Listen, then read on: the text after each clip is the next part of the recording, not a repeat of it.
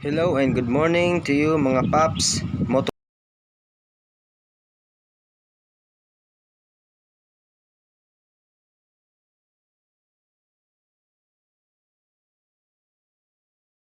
Mga paps, ipapakita ko sa inyo kung ano ang ginawa ko para mabigyan ng idea or solusyon yung camera ko na M20.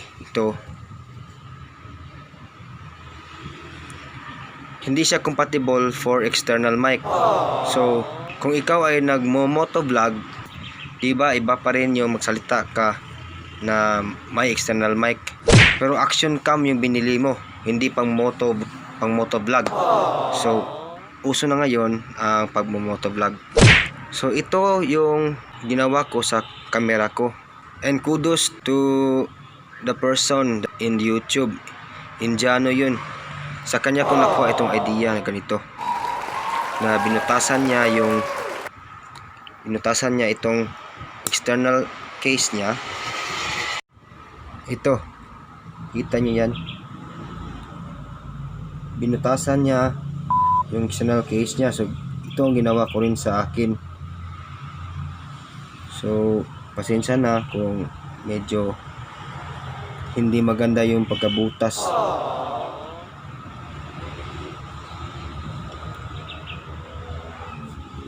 Tapos nilagyan ko siya ng istropo ng CSO. Tapos bumili ako nitong fuel hose. So ngayon, i-testing natin on the road kung may kaibahan ba. So ito na po mga paps yung setup ng camera ko. So sa mga balak mag motovlog dyan na wala pang external mic or walang camera or action camera na compatible yung external mic like the SJ6, SJ7 Star or yung GoPro Hero 5 Black, ito ang ginawa ko para masolusyonan yan.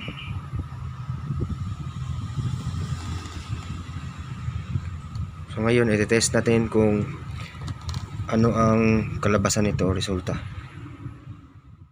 Hello mga paps, at ito na po, ito yung ginawa ko na alternative sa external mic. So ito yung resulta ng voice ko.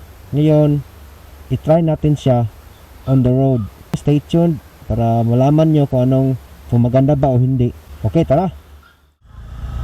Alright, first time ko ito mag motovlog, and hello to you mga paps. Ito na po ang resulta ng aking experiment.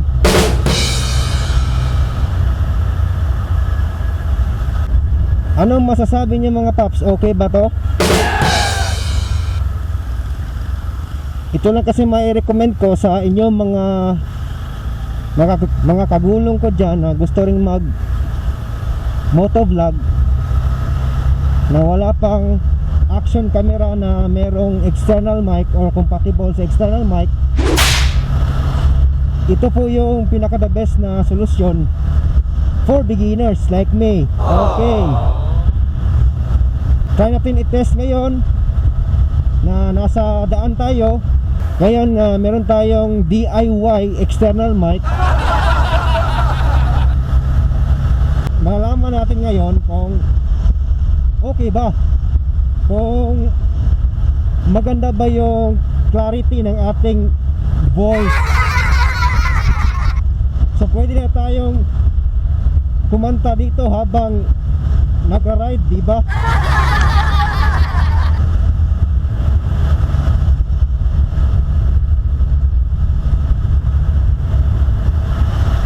If ang resulta nito mga paps is maganda, alam ko, i-upload ko talaga to. Pag hindi nyo to makikita. Uy, umulan. Ulan ba eh.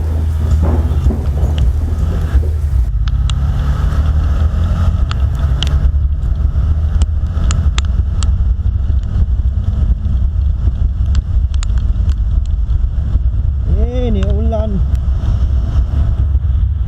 Galit sa akin yung panahon eh.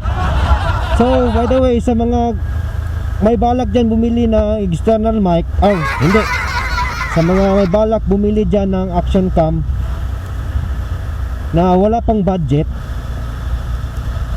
pwede naman kayong bumili ng ganito, M20, SJ Cam M20 or yung SJ 4000.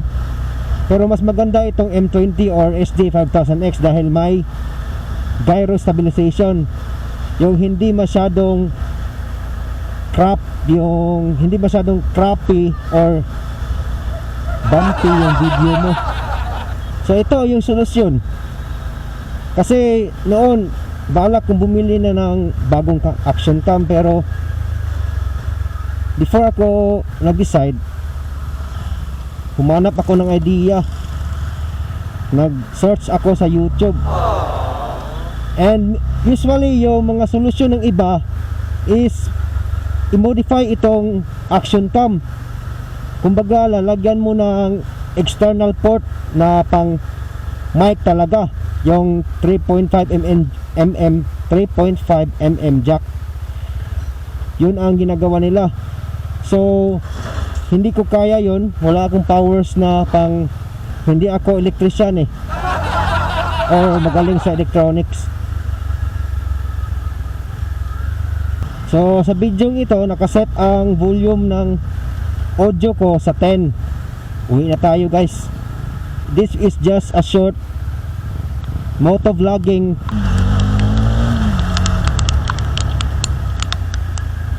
Di ako babalik sa daan. Try ko dito sa downtown.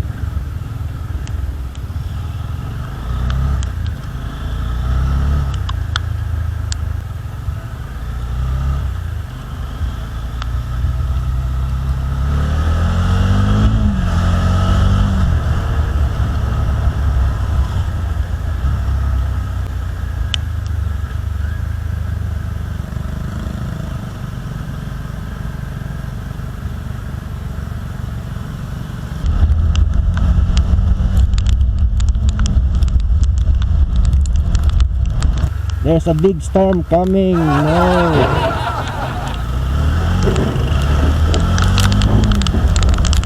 Napakamalas. Hindi ako makapag-ride ngayon dahil talagang uulan. So guys, thank you for watching this video, and I hope you learned something. Sa mga low budget motovloggers dyan, pwede na siguro to. So I hope you like and subscribe to my channel for more videos. I'm a first timer motovlogger. First time ko to mag video na nagsasalita. Yes! Yung last video ko, kung nakita nyo, yung review about Dominar 400, yung pros and cons ko, naka voice over lang yon dahil wala kasing external mic, or hindi compatible yung M20 ko sa 4 external. Okay guys, thank you very much for watching, and sa uulitin po, don't forget to like and subscribe to my channel. Motoboys is signing out.